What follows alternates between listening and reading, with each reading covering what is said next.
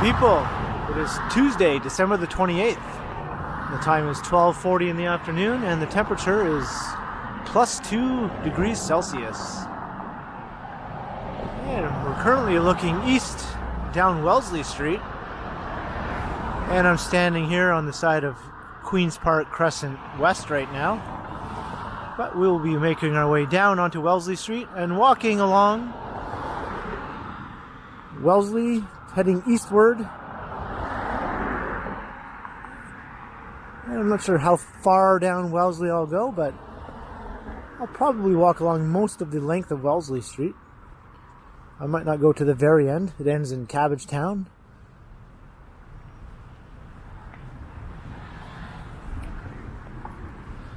But we'll walk through the most interesting parts of Wellesley Street.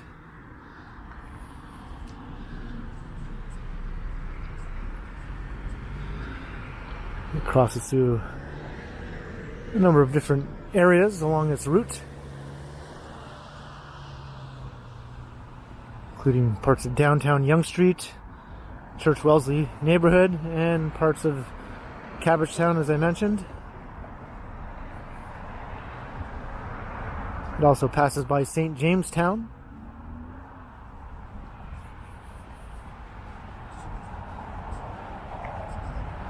So there's the bridge where I was standing.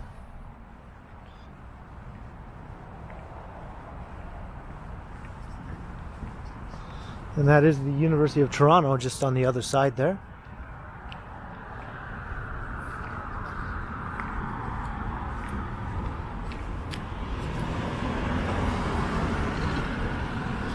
And this is Queen's Park.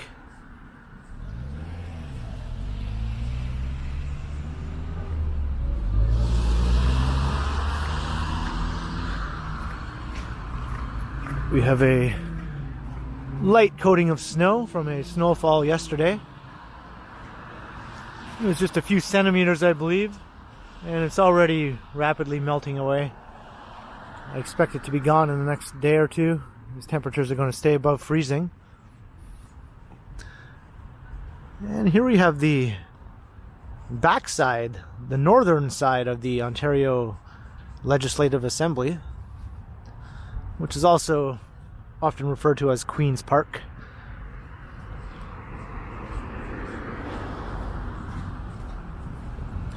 Toronto is the provincial capital of Ontario.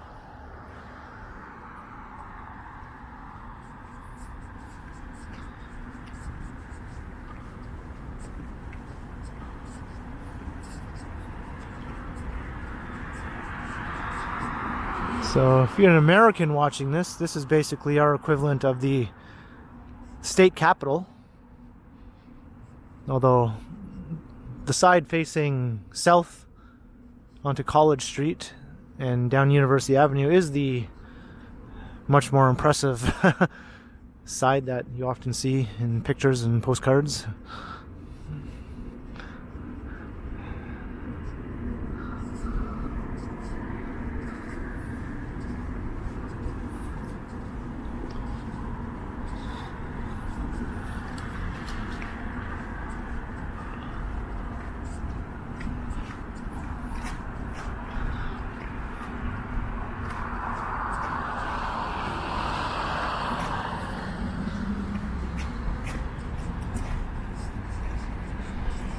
And there's the Whitney block.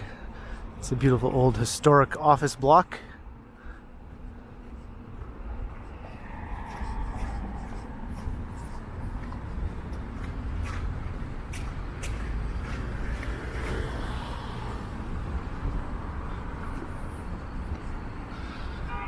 And here's Queen's Park Crescent East. And to the south, you can see First Canadian Place looming in the distance. That's the tallest office tower in the financial district.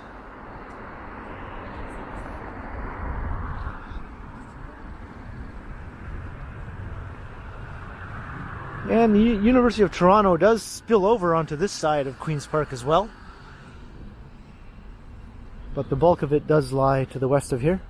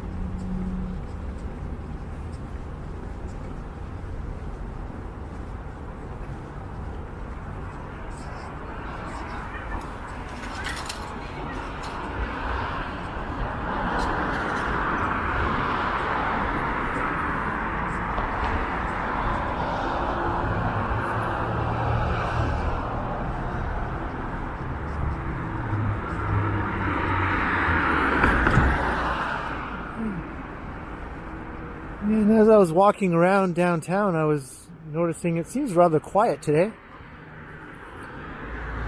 I think there's a bit of a Christmas hangover in effect.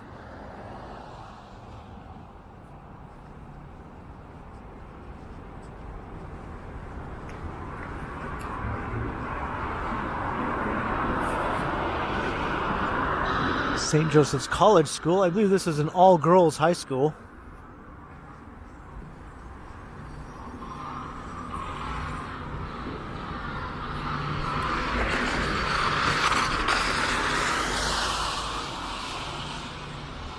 The girl I used to date a few years back went to this high school, from what she told me. Of course, not while I was dating her. Before, in the past.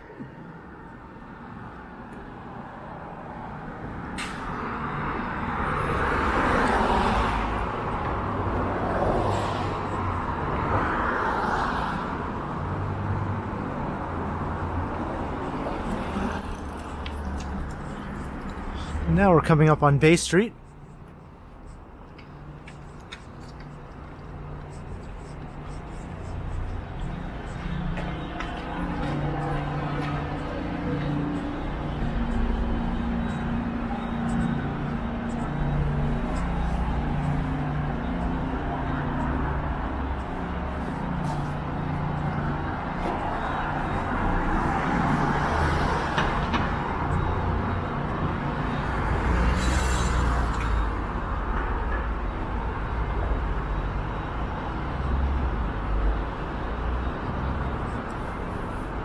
Let's look north. That will take you up past Bloor Street and past the Yorkville neighborhood.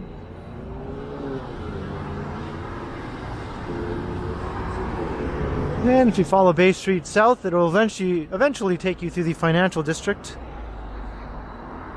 and all the way down to Lake Ontario.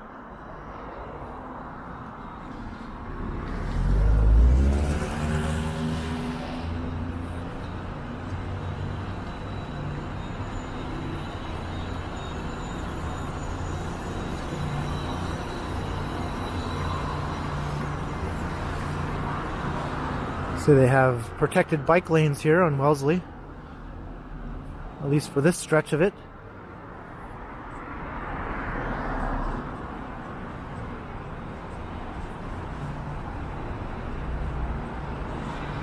And here's a new city park that is nearing completion. It was part of this new development here called Wellesley on the Park. This tower is complete now.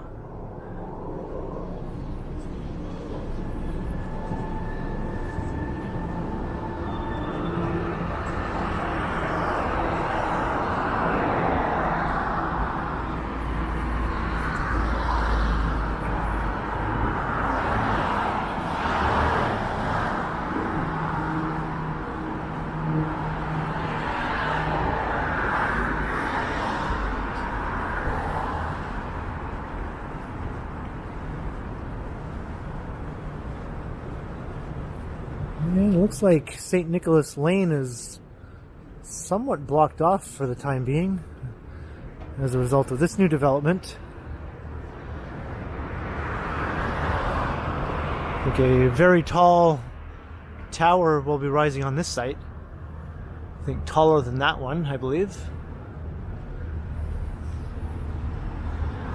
And maybe a similar height to the Wellesley on the Park.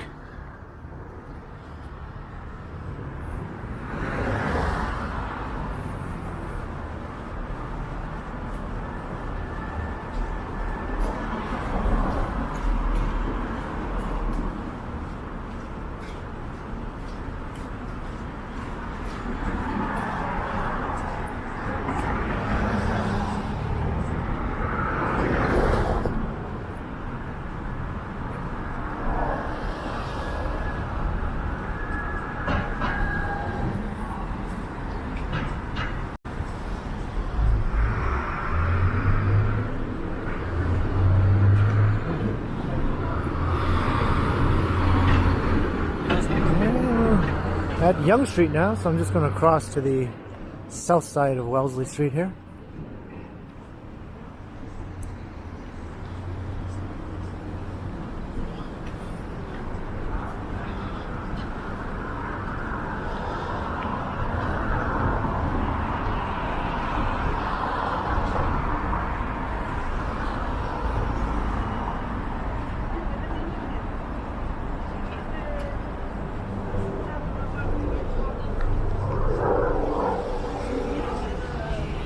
Just look south down Yonge Street.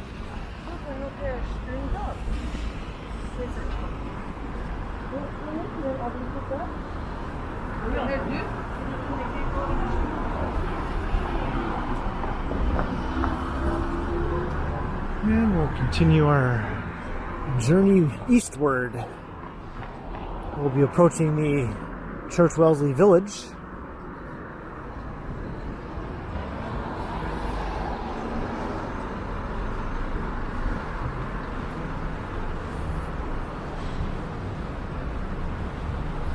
And then here's Wellesley subway station. It also has a bus terminal on site.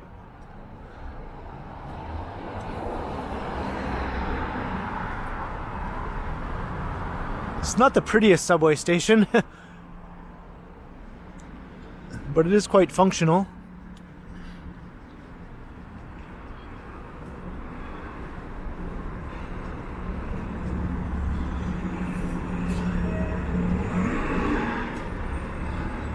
I think it would really go a long way to brightening up the area if they did something with this dull corrugated metal exterior.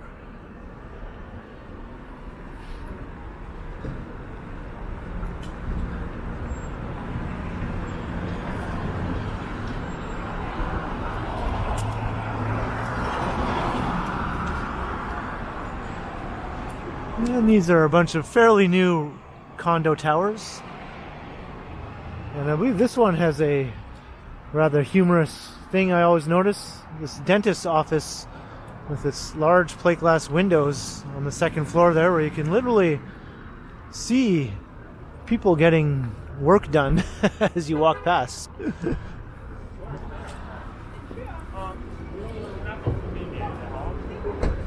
Open wide. Don't forget to spit.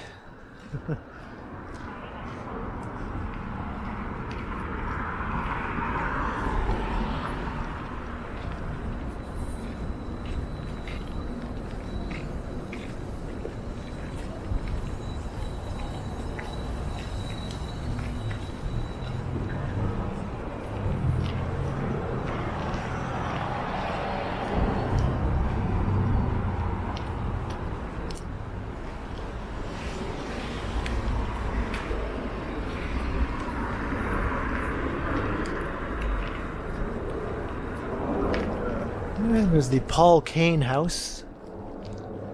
I'm not sure exactly how old that is, but I think it dates from the mid-19th century.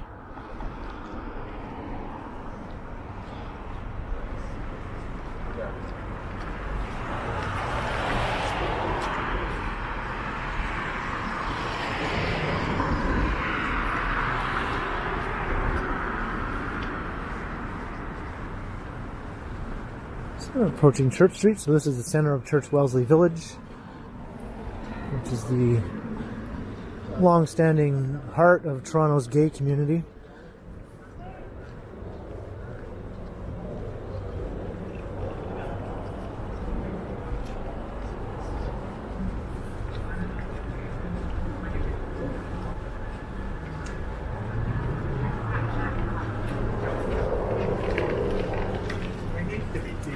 Yeah.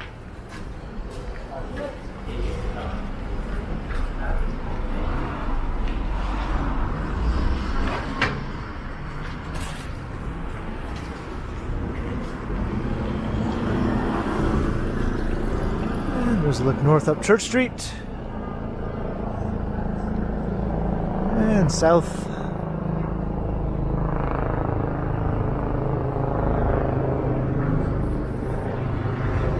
I think I'll cross again.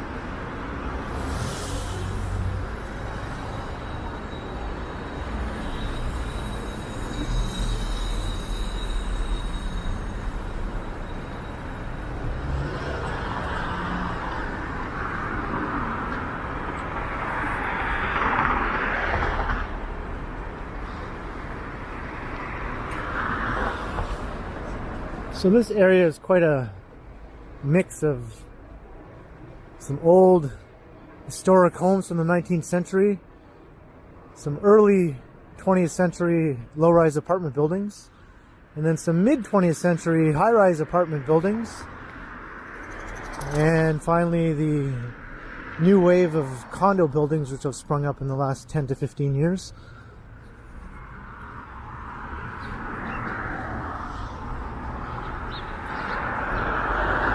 This is one of the older apartment buildings from the 1960s or early 1970s.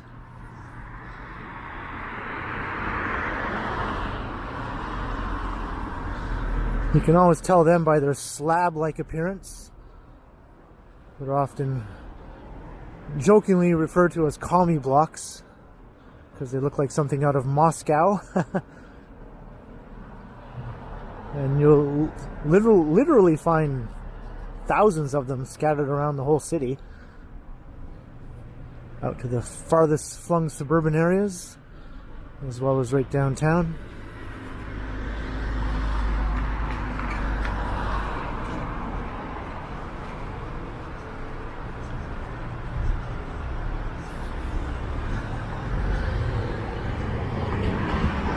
And here's Jarvis Street.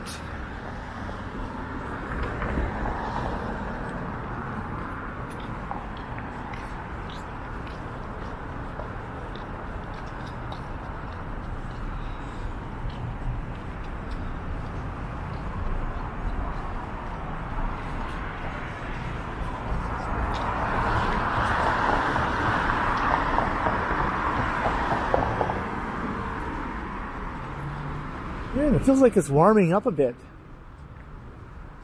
Just a bit earlier, it felt colder than +2 degrees, and now it's starting to feel like it is above zero. You can almost feel the sun coming out a little bit. And this A&W is fairly new. I thought it was strange for this rather large lot to be developed with this freestanding A&W store, along with these gas pumps. I have a feeling that this lot will be redeveloped at some point with a high density residential development.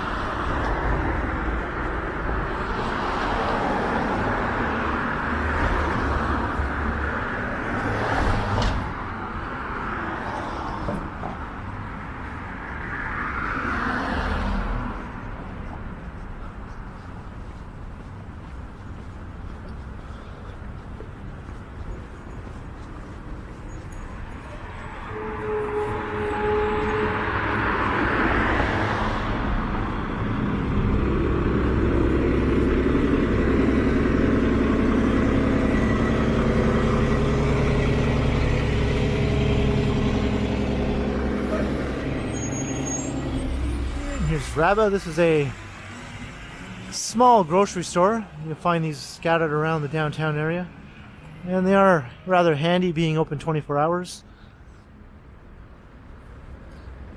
but they are also a little bit on the pricey side compared to the big full-size supermarkets.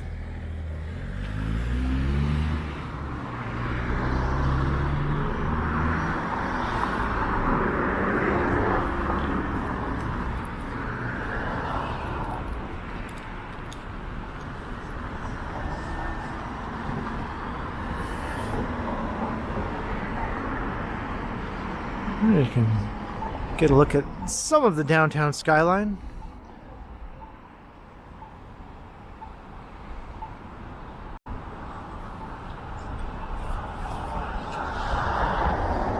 And now we're coming into the St. Jamestown neighborhood, which is technically part of Cabbagetown, but it's usually designated as its own thing now.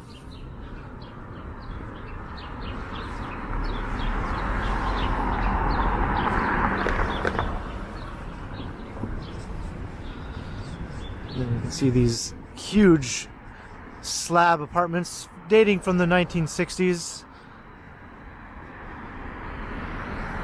There's something like 17 of these huge apartment buildings clustered in this small area, which makes it the most densely populated residential neighborhood in all of Canada, and even all of North America, I believe.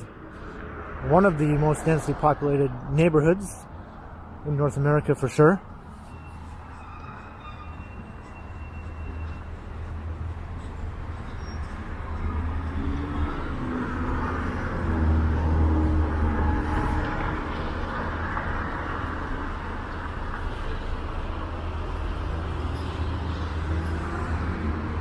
And it's actually getting denser because there are some rather expansive spaces between these towers, as they were built with the sort of tower in the park aesthetic, which was popular in the 1960s,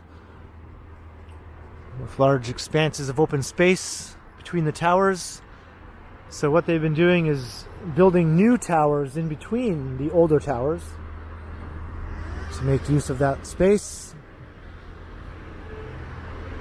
and as a result increasing the density.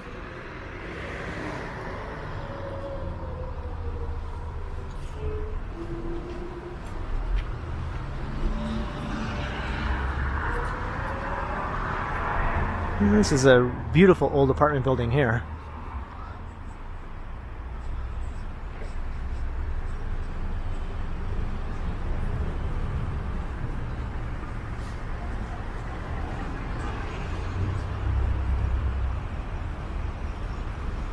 There's a look into St. Jamestown.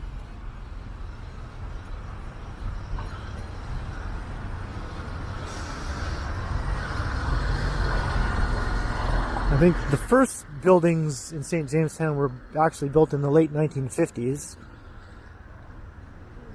And they're on the other side of the neighborhood, and they're a bit shorter. And then these taller towers went up in the 1960s.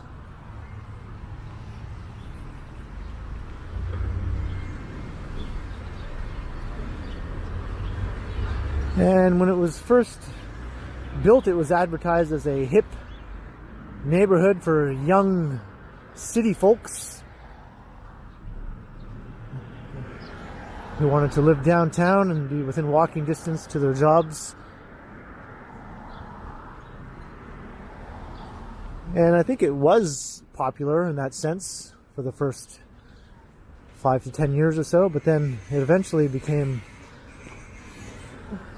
a bit of a more low-income neighborhood, and its reputation started to go downhill.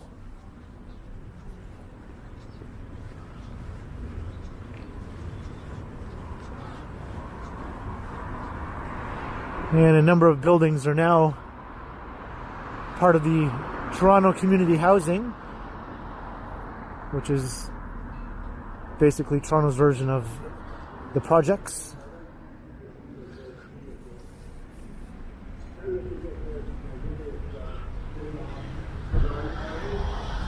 So it's a mix of low-income public housing and market rent apartment units, which are still a bit cheaper than you would find in other parts of downtown.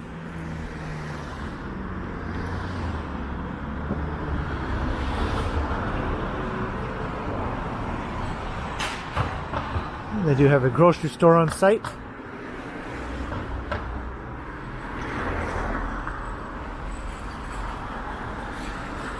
As you can see here, here's a development notice for some of that intensification I was talking about. A 51-story tower is proposed to go on one of these open spaces between these older buildings.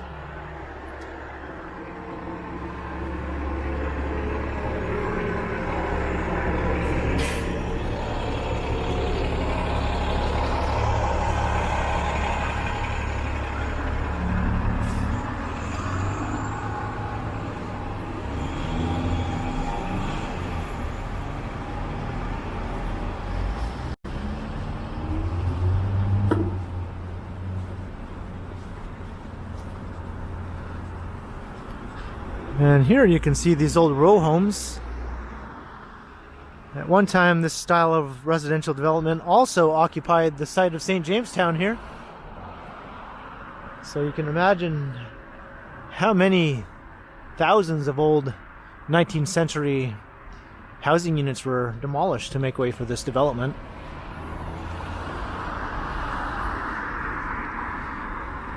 And if they all look like this, that's a bit of a shame, really, because I think these are beautiful.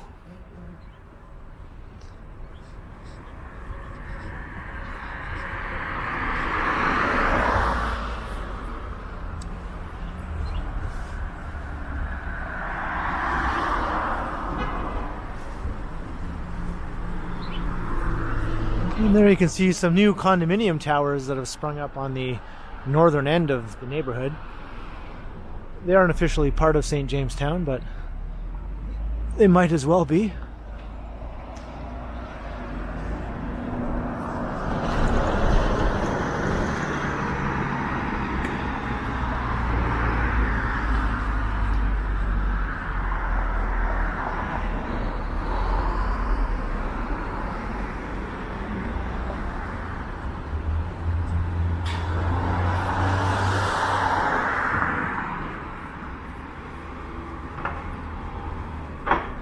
I think this dog sees a squirrel. I think he's looking at a squirrel, maybe. Oh, no, it's another dog. There's another dog over there.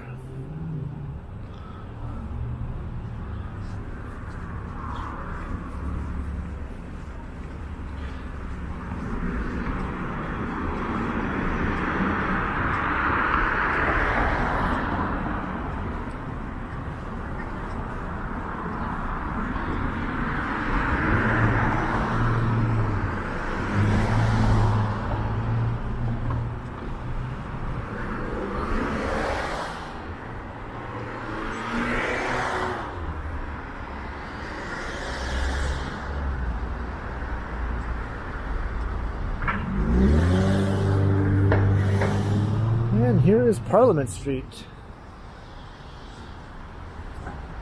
This is the main retail strip through the Cabbagetown neighborhood.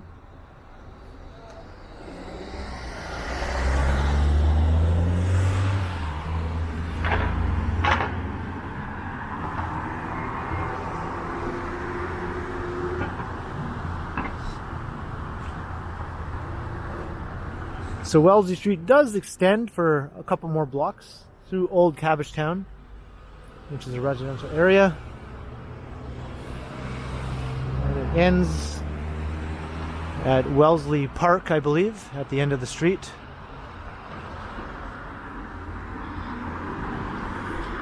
So I'm going to begin to wrap up this video.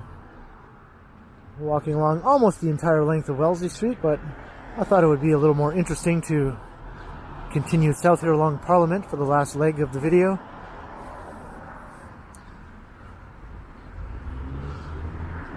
So, if you enjoyed the walk through downtown Toronto along Wellesley Street from west to east,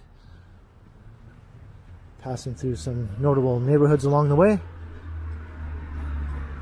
let me know your thoughts in the comments below. And like and share and subscribe to the channel if you haven't already. And be sure to hit that notification bell so that way you won't miss any of my videos. And if you'd like to support the channel, there are links in the description where you can do so via PayPal and via my merch store. And you can also find me on Instagram under K Continuum. So thanks for watching, and be sure to keep checking back because, as always, I will continue.